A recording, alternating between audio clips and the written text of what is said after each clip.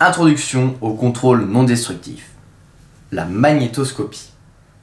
La magnétoscopie est un excellent moyen de détecter des défauts, qu'ils soient débouchants ou sous-jacents, uniquement dans les pièces ferromagnétiques. Le principe. La magnétoscopie consiste à aimanter la pièce à contrôler à l'aide d'un fort champ magnétique. En présence d'une discontinuité, d'un défaut, les lignes du champ magnétique vont subir une distorsion qui va générer un champ de fuite magnétique. Un produit indicateur est appliqué à la surface à examiner pendant l'aimantation. Le produit indicateur qui est noir ou fluorescent va être attiré à l'endroit du défaut par les forces magnétiques pour former des indications qui peuvent être relevées visuellement. Les indications seront d'autant mieux détectées si le défaut est perpendiculaire aux lignes du champ magnétique. En effet, sur la figure ci-dessous, on peut voir deux défauts dans la pièce. Un défaut est parallèle aux lignes du champ magnétique et va donc faire subir une distorsion moins forte.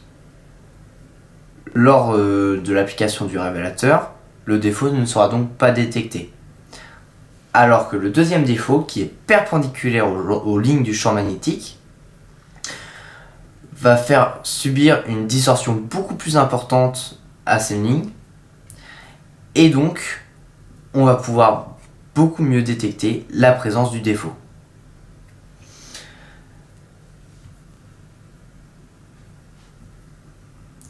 Les éléments nécessaires à la réalisation du TP. Pour ce TP, nous avons besoin évidemment d'une pièce.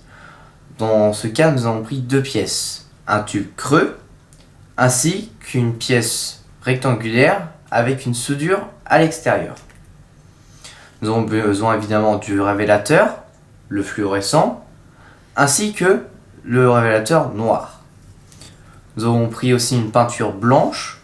On va peindre les pièces pour mieux détecter les défauts visuellement. Ensuite, nous avons évidemment besoin de la machine qui va créer un fort courant dans les pièces, ce qui va les aimanter, ainsi que à sa gauche, la lampe à UV qui va permettre de faire ressortir les défauts sous UV. La manipulation. Donc là, nous pouvons voir que nous avons du tube à l'intérieur de la pièce. On applique le révélateur en même temps que l'obtention et on peut voir l'apparition du défaut. L'observation, nous allons détecter le défaut de plus près. Donc comme vous pouvez le voir, le défaut est indiqué avec la couleur noire et il est sur toute la longueur de la pièce. Ensuite, la pièce avec la soudure à l'extérieur.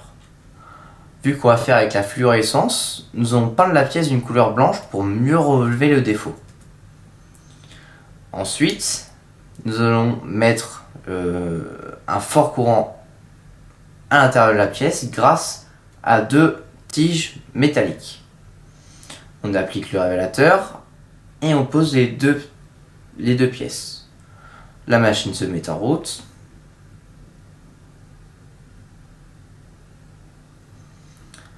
Observation. Grâce à la lampe UV, nous pouvons donc détecter la présence du défaut sur la longueur de la pièce.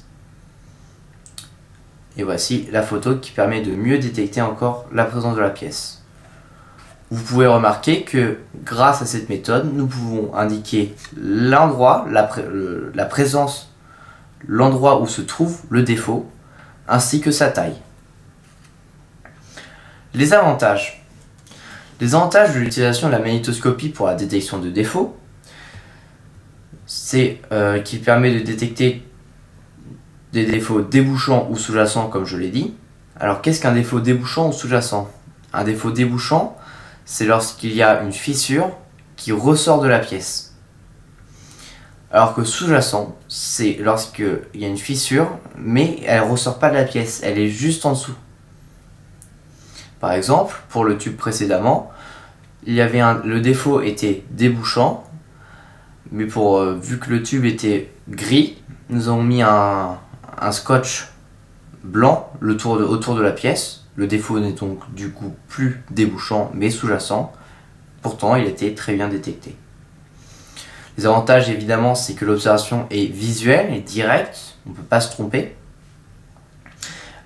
Qu'il y a une bonne sensibilité avec les UV, comme vous pouvez le voir, on a pu très bien détecter la pièce sous UV.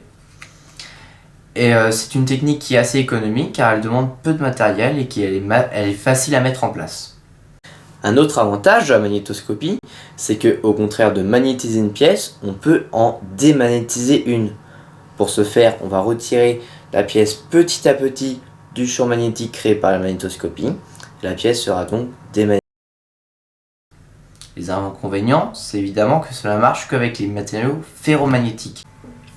Merci d'avoir regardé cette vidéo, j'espère qu'elle vous aura plu et qu'on vous a appris des choses. Je tiens à remercier l'unité de Chartres, sans qui nous n'aurons pas pu faire ces vidéos, ainsi que Monsieur Devers, notre tuteur de projet. En effet, ces vidéos ont été faites dans le cadre d'un projet de fin d'année de DUT GIM, Génie Industriel et Maintenance. Si vous avez des questions ou si vous avez remarqué des anomalies, n'hésitez pas à les mettre en commentaire, je vous répondrai au plus vite. Merci à tous, au revoir.